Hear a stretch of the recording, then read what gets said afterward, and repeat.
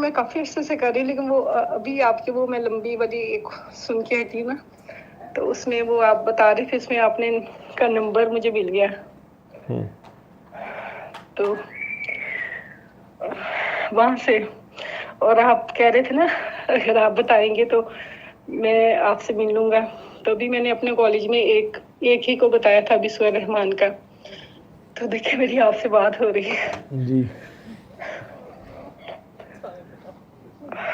मतलब कुछ अर्से से पता नहीं मेरा आपके साथ एक अजीब सा ही लगाव हो गया है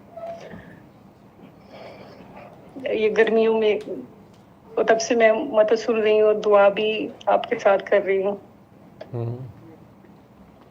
बेसिकली आप सब लोगों का जितना प्यार है ना, या हाँ जी। लगाव है, या जो अटैचमेंट है, या मेरे में कोई अच्छी चीज़ नज़र आती है, वो बेसिकली आप सब लोगों का बाबा जी के लिए प्यार है। क्योंकि मेरे में जो कुछ भी आपको अच्छा नज़र आ रहा है या जो चीज़ आप लोगों को अट्रैक्ट कर रही है, वो बेसिकली मेरे बाबा जी हैं। और मेरे में ऐसी कोई चीज़ नहीं, मैं बाबा जी से मिलने से पहले भी इतना ही हसीन था और इससे ज़्यादा शीजवान था।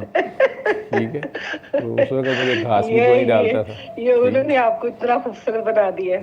ठीक है, तो ये उनका हुस्न है जो आप लोगों को नजर आता है। वाकई सच कह रहे हैं।